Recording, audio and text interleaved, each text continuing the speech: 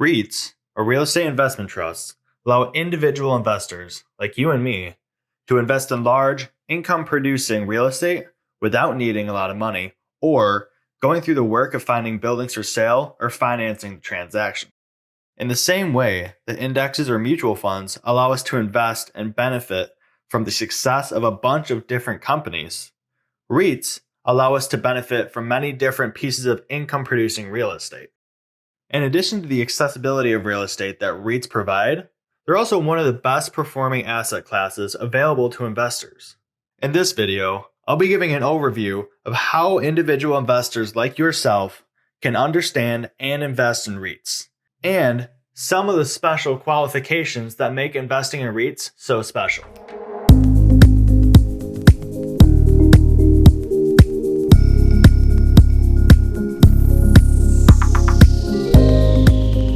Hey everyone, my name is Adam. I make weekly videos about investing in personal finance and monthly breakdowns of my own dividend-focused investment account. So like the video and subscribe if that sounds interesting to you. For investors new to REIT investing, the proposition can be a little scary because it definitely is different from investing in individual companies like Tesla, Disney, or Apple.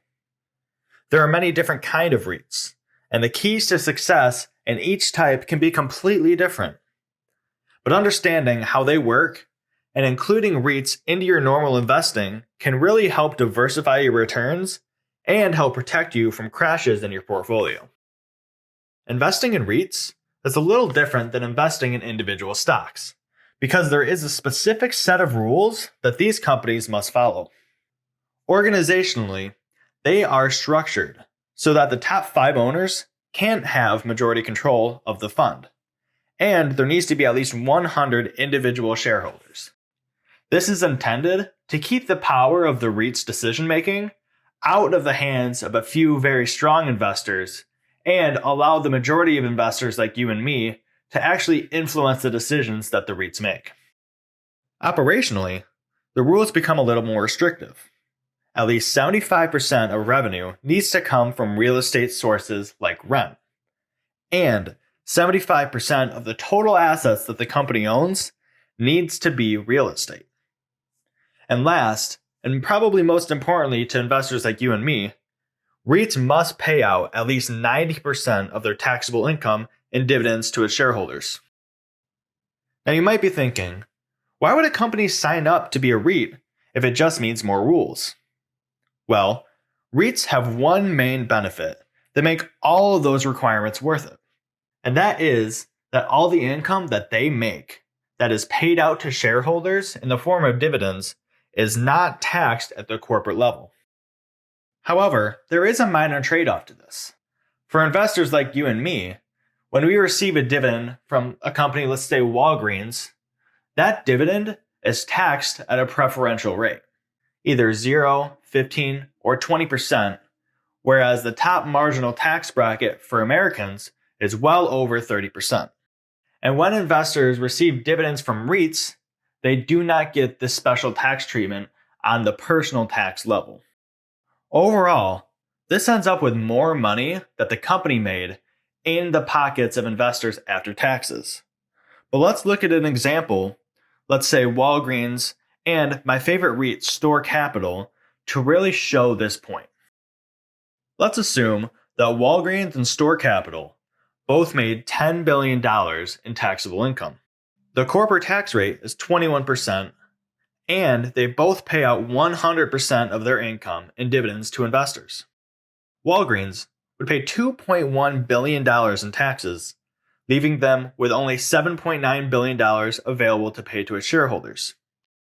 Where at the same time, Store Capital will not pay anything in taxes on the corporate level because they're paying out 100% of their pre-tax income to its shareholders in the form of dividends. Now let's assume the investors in both companies own 1/1,000,000th of the companies. So the Walgreens investor would receive $7,900, and the Store Capital investor would receive $10,000 in dividend payments. The tax bracket for the median income earner in 2019 was 22% for regular income and 15% for qualified dividend income. When these tax rates are applied to the dividend income, the store investor ends up with income of $7,800, and the Walgreens investor ends up with income of $6,715 in post-tax income. Or in other words, you make 16% more in income when you invest in REITs than you do when you're investing in regular stocks. Now, I personally would take 16% increase in my income any day of the week. But this doesn't fully encapsulate the possible benefits of REITs for many investors. For me and a lot of other people, the real magic of investing in REITs happens when you do it in a tax-advantaged account, for example, a Roth IRA. When you invest in these accounts, you do not pay income taxes on the dividends that you receive. So not only is the income not taxed on a corporate level, but you're also not taxed on an individual level. So from the income that the business makes all the way to your account, there is no tax loss that happens. When this happens in the scenario that we just laid out, you end up making 27% more in post-tax dividend income than you would have if you had invested in Walgreens stock. And that is why investing in REITs can be so powerful for investors. Now, there are a couple things about each REIT that investors must understand in order to make it a successful investment. No matter the kind of REIT that they are, stable cash flow, a strong balance sheet, and a bright and proven management team are a necessity. Also, the typical valuation metrics like dividend payout ratio or price to earning ratio that a lot of investors use for valuation purposes for regular stocks don't work as well on REITs because their earnings can be very heavily altered by accounts like depreciation or gains or losses on sales of assets. Now, in order to get the same benefit of using the valuation comparison tools, it's more useful when investing in REITs to substitute the earnings of a company for the funds from operation from the company. Funds from operations is calculated by taking a REIT's net income plus depreciation and tax expense, and then adjusting to offset the gain or loss from the sale of an asset. But in addition to the modified valuation comparisons, each kind of REIT has separate things that you need to pay attention to. In general, there are two main types of REITs that investors can put their money into: mortgage REITs and equity REITs. Before we jump into an explanation of these REITs, please like the video, because odds are if you've made it this far into the video, you've gotten at least one helpful bit of information. And a like and subscription really helps out the channel a lot. Now back into it. Mortgage REITs invest in mortgages and mortgage-backed securities. So instead of owning actual buildings or property, they purchase and hold the loans to people and companies who own those properties. I think of them as almost a financials company like a bank, because they borrow a lot of money at a lower short-term interest rate, and then use this money to purchase long-term debt like 30-year mortgages from a bank. They make money on net interest spread usually, because in order to lend out money on a long-term basis, they are able to charge a higher interest rate than what it costs them to borrow on a short-term basis. Now personally, I'm not a fan of investing in mortgage REITs at all, because they're usually overly complicated, and if I'm going to invest in a financials company, I'd rather invest in banks or insurance companies. But if you are going to invest in mortgage REITs, my only advice to you is to know what you're doing, because it can be quite easy to lose money investing in mortgage REITs if you don't quite understand what you're getting yourself into. Now, on the other side of things, equity REITs own many different properties, and usually they specialize in a specific type of real estate property, for instance, retail, residential, industrial, healthcare, or office buildings.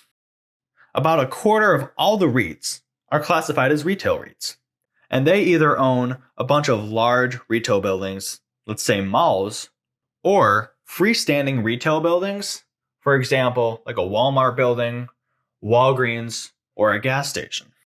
Almost any store, shopping outlet, or mall that you visit regularly is likely owned by a REIT, like Simon Property Group and Realty Income Corp.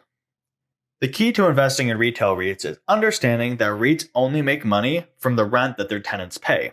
And if a store closes down or the tenant can't pay their rent, the REIT loses money.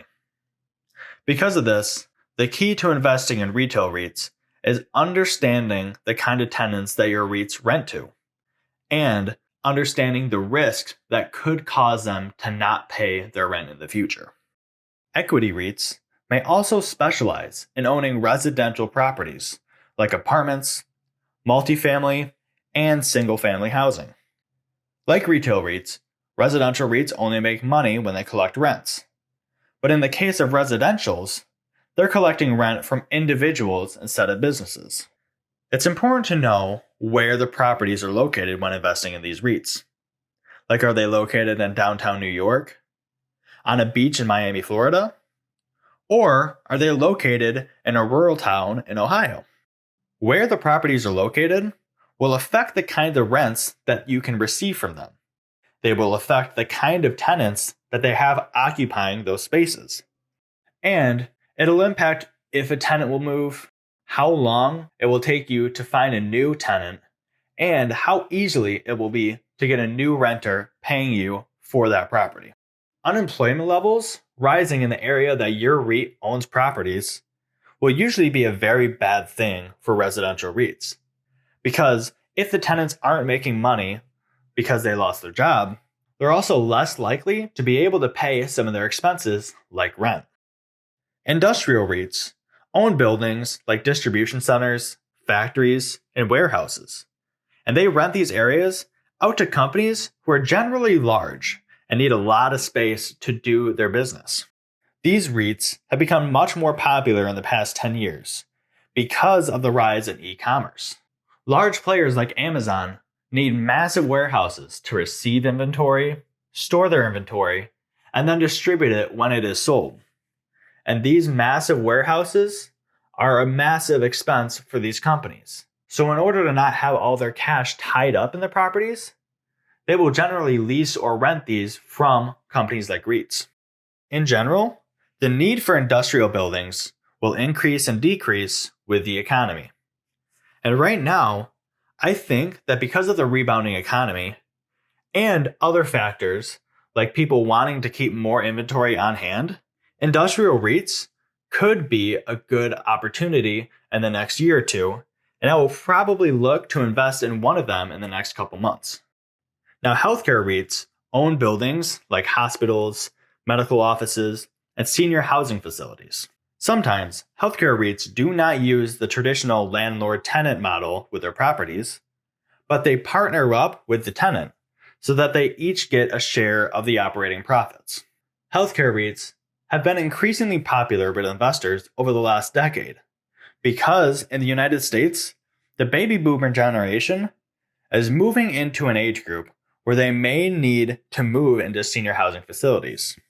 Another thing to pay attention to with healthcare REITs are the politics around healthcare, because insurance, Medicaid, and Medicare reimbursements can play a very large role in the tenant's ability to repay their rent and the REIT's ability to make money. Now, this could come as a shock to you, but office REITs invest in office buildings and make money from the rents that they collect from the businesses who rent out these to conduct their business. The state of the economy is definitely something that has had a large impact on the well-being of office REITs.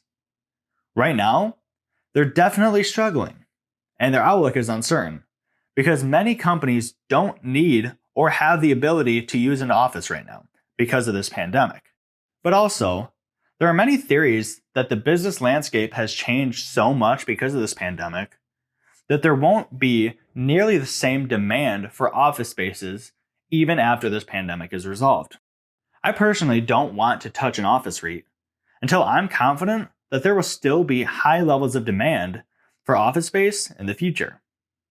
But if you are confident that office demand will return over the next year or so, office REITs may be a good option for you. Now, the weird and exciting thing about reinvesting is that there's so many REITs that have their own individual and unique business models that don't fit into the buckets that we just talked about. For example, American Tower Corporation invests in communication sites like radio towers.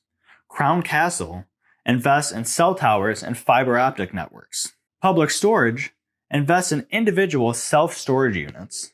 And Equinix invests in large data centers.